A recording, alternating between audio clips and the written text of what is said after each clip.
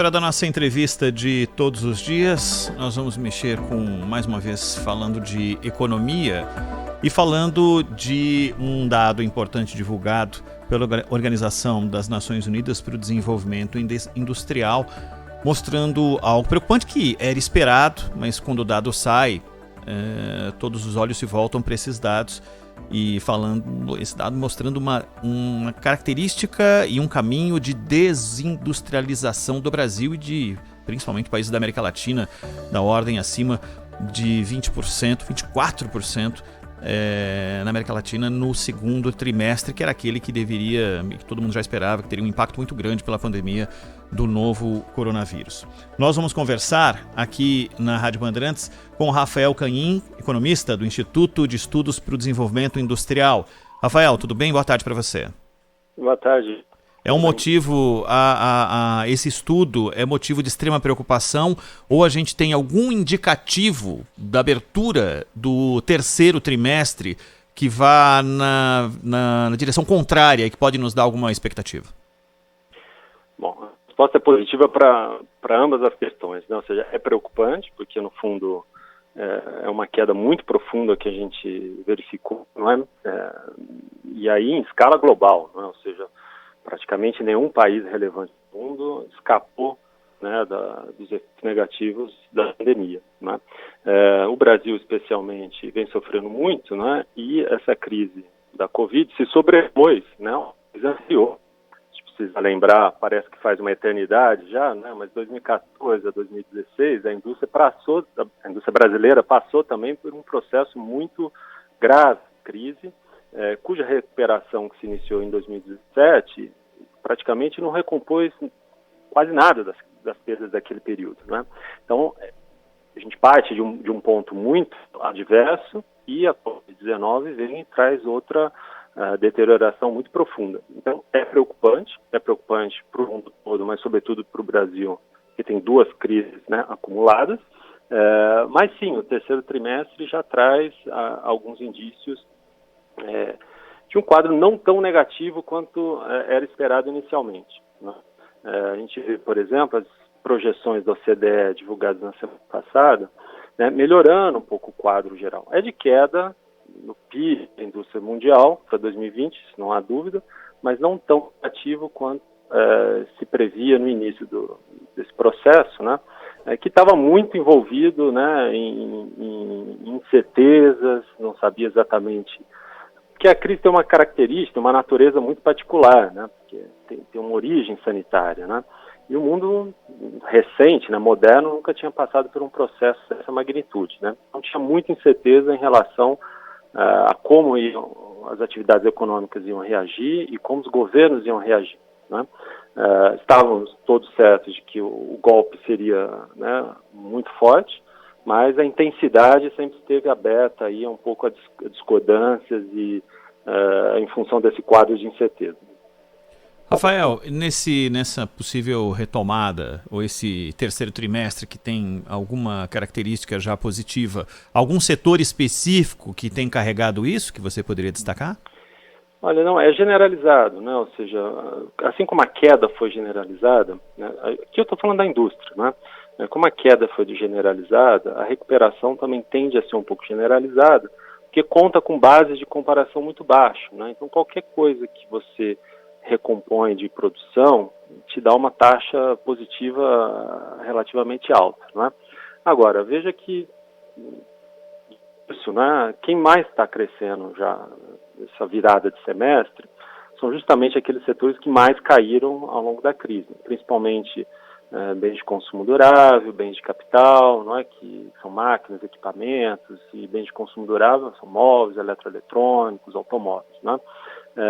De modo que vamos dizer, o impacto inicial da Covid, que foi principalmente, né, em final de março, em abril, se a gente mantiver aí o processo de retomada, de normalização que a gente tem visto nos últimos meses, esse tombo deve ser superado já no próximo mês, né?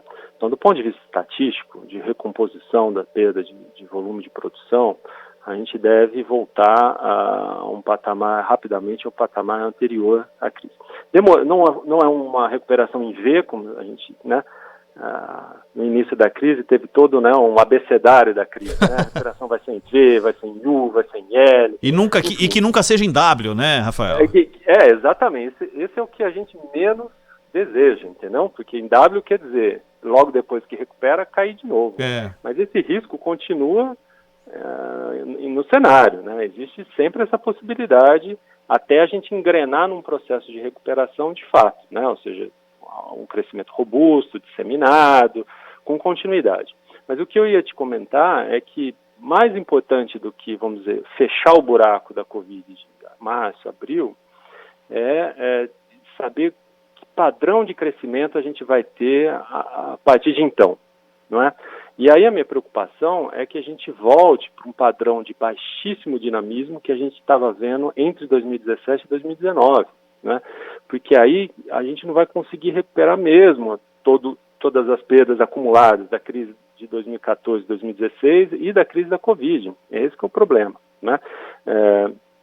Tanto é que se você pegar os níveis de produção da indústria hoje, né, o último dado oficial é de julho, em comparação ao período antes da crise de 2014, 2015, o volume de produção está 20% abaixo ainda, né? Se você pega bens de capital, está 45% abaixo. Bens de consumo durável, 38% abaixo, né? Então a gente tem todo esse caminho, toda essa lacuna, não é, para ser preenchida, para a gente realmente poder dizer que, olha, deixamos para trás, né, as duas crises gêmeas que a gente teve aqui nessa década, né? Então é essa a preocupação. Qual é o tipo de dinamismo, de crescimento que a gente vai ter daqui para frente? Zaidan. Boa tarde, Rafael. Boa tarde. Você falou há pouco que antes da pandemia, ou seja, o cenário já não era dos melhores, né? Até porque tivemos aquela recessão pesada, etc. E eu me lembro quando o Brasil de fato se consolidou como país industrializado. Havia um grupo ali de 20 e poucos países, 24 países industrializados. E o Brasil, desde a Companhia Siderúrgica Nacional, depois as indústrias de bens de consumo com Juscelino, e depois uma industrialização acelerada, né? Provocou até o chamado êxodo rural, etc. E, no entanto, já há talvez mais de uma década, né? Nós temos visto, até com as mudanças na economia mundial, quer dizer, hoje uma empresa, você tem as montadoras, você tem muita coisa que é produzida não só na China, mas no Vietnã, no Paquistão, dependendo do tipo de produto. E a indústria brasileira parece sofrer com a concorrência, não é? Hoje há um mar de produtos chineses também no mercado brasileiro, no mercado mundial, mas também no mercado brasileiro. E muitas vezes com dumping, muitas vezes com truques cambiais e também com, parece, uma capacidade de produzir com um custo bem menor. Além das questões circunstanciais, agora a pandemia, antes a recessão, quais os problemas estruturais da indústria brasileira? Você tem total razão em levantar esse ponto, porque no fundo o choque da Covid, ou mesmo dessa crise de 2015, 2016, que no caso da indústria foi 14, 15, 16, né, é só, vamos dizer, o fenômeno mais recente de um processo bastante longo, não é, de perda de participação da indústria no PIB nacional e de perda da participação da indústria brasileira na indústria mundial, no comércio mundial de produtos manufaturados, que é o que a gente chama de desindustrialização, né? Que é um processo, é preciso, né, ter claro, que não é de encolhimento em termos absolutos da indústria, mas de uma perda de participação, ou seja, um processo relativo, né, frente a outras atividades econômicas, né? Em parte, esse é um processo verificado em vários países, né, que tem aí na sua origem alguns argumentos tradicionais, ampliação do consumo de serviços à medida que a renda da população vai crescendo, né? Um forte processo de automação que cortou o emprego industrial em muitos países, principalmente nos avançados, né? Mas também uma centralização das empresas no seu core business, né? Ou seja, na atividade principal dela, e consequentemente a terceirização de algumas atividades que antes faziam parte da indústria e agora não fazem mais, né? Então, por exemplo, a limpeza de escritórios ou de chão de fábrica, transporte, tudo isso era feito por um funcionário da indústria, né? E agora é feito por uma empresa terceirizada de serviços, né? Então, boa parte do crescimento do setor de serviços se dá por um avanço de um processo de terceirização das empresas industriais, né? E um outro processo é a globalização produtiva, como você estava mencionando, né? Boa parte dos países que viram a participação da indústria cair na sua estrutura industrial se deu porque essas empresas colocaram para outros países a planta produtiva, né? Sobretudo no leste asiático, na China notadamente, né? Por isso que a gente tem esse processo globalizado de cadeias produtivas que faz com que muitas partes, componentes ou produtos inteiros sejam produzidos em outras regiões, em outros países, né? Agora, o nosso processo de desindustrialização tem muito pouco a ver com estudo, né? O IED tem feito estudos recorrentes sobre o tema e a gente vê que, olha, o caso de desindustrialização no Brasil é dos mais intensos no mundo, né? Uma amostra de 30 países, que no fundo a indústria no mundo é muito concentrada em poucos países, né? Poucos países têm competências econômicas e sofisticação produtiva para ter indústria, né? Então, esses 30 países da nossa amostra é praticamente a indústria mundial total, né? O Brasil é o terceiro caso de desindustrialização mais aguda, né? O Brasil é o pior caso de desindustrialização prematura, ou seja, a gente começa a perder participação da indústria no nosso PIB muito antes do que outros países desenvolvidos, como o Reino Unido, como os Estados Unidos, como a Austrália, né? Também é um processo dos mais prejudiciais, né? Isso porque o PIB per capita, por exemplo, dos Estados Unidos, quando ele começou a passar por um processo de desindustrialização, continuou crescendo, ou seja, o país continua enriquecendo. O PIB per capita dos Estados Unidos nesse processo triplicou, né? O do Brasil, a gente praticamente andou de lado, né, ao longo do nosso processo de desindustrialização. Então, além de mais intenso, mais prematuro e mais prejudicial, também é um dos processos mais rápidos, né? A indústria dos Estados Unidos, por exemplo, ela ficou no topo de participação dela no PIB durante 20 anos. No Brasil, só 8 anos, né? Então, o nosso processo é muito específico e muito particular, né? E aí, as origens desse processo todo, as causas vão mudando ao longo do tempo, né? A gente teve um período de hiperinflação nos anos 80, depois, nos anos 90, um câmbio completamente fora de lugar, muito apreciado, né? Tanto é que muitas vezes se fala em populismo cambial nesse período, né? Foi importante para controlar a inflação, mas, por outro lado, né, gerou uma distorção das condições de competitividade, de competição muito forte, porque você barateou demais o produto estrangeiro, né? Teve um período de altas taxas de juros, né, do juro básico, né, a Selic, mas também das taxas de empréstimo, que no fundo é o que mais importa para as empresas, né? E ao longo desse processo todo, e aí entra para os anos 2000 também, um acúmulo de problemas estruturais em que, de várias naturezas, né? Um deles a gente avançou muito pouco na capacitação da nossa mão de obra, no nosso sistema de educação. Depois, a gente investiu muito pouco em infraestrutura, então a gente tem gargalos de infraestrutura ao longo de todo o país, em toda a cadeia. Transportar é um problema, porque você perde carga na metade do caminho, porto com fila, com demora para liberação de carga, tudo isso vai te gerando custos ao longo do processo que tira a competitividade do produto brasileiro, né?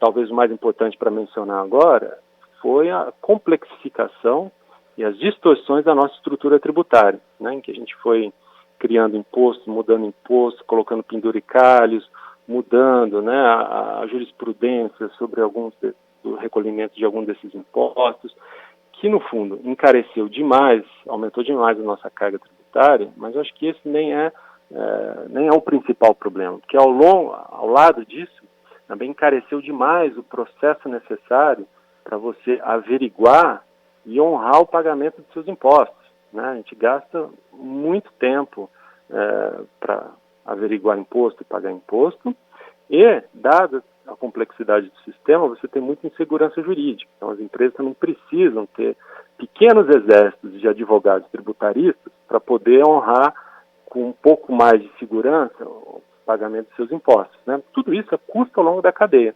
E a indústria, esses são fatores que, é verdade, afetam todas as atividades econômicas nacionais, sem sombra de dúvida. Mas a indústria, ela tem cadeias produtivas mais longas, né? Então ela tem elos, né? Ela produz ela reúne, produz e distribui um conjunto muito maior de insumos, né? Então todos esses problemas, eles vão se acumulando elo após elo da cadeia produtiva. E é por isso que a indústria é, no fundo, quem mais somatiza todos esses problemas estruturais de corrosão da sua competitividade, né? Sem contar que também é um setor que está mais exposto à concorrência internacional, né? E aí o problema que surge para a produção industrial brasileira, seja no nosso território nacional, né, com a concorrência do importado, seja a nossa presença no mercado internacional, né?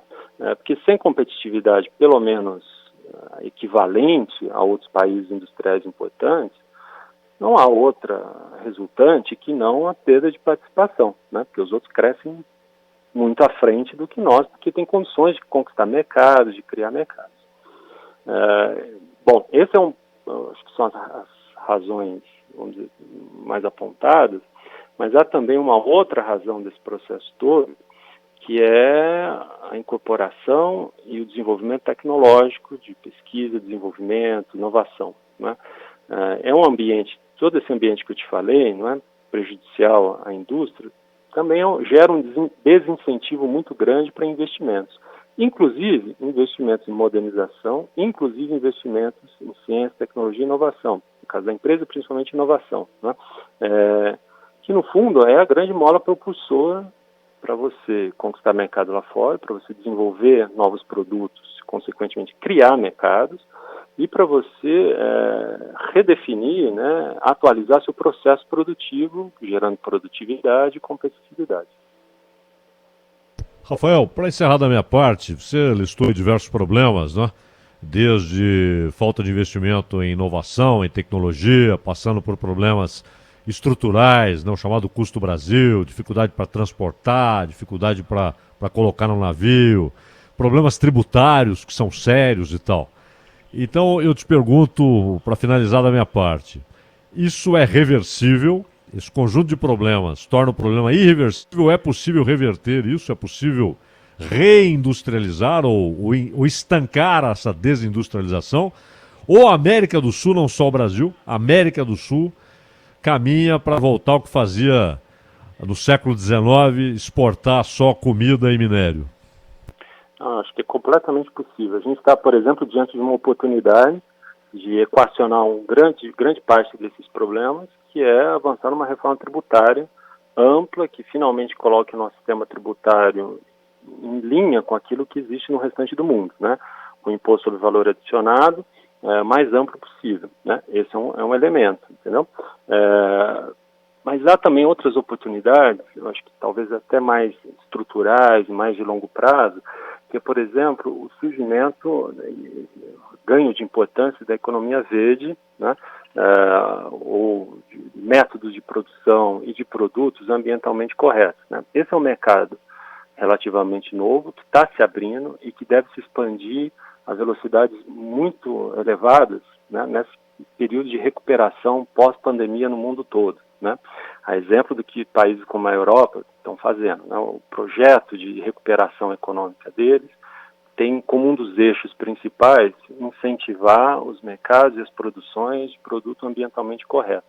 O Brasil é uma potência ambiental, né? A gente tem possibilidades, né, de avançar muito nessa frente, inclusive articulando setores em que a gente tem grande competitividade, como, por exemplo, a agricultura, né?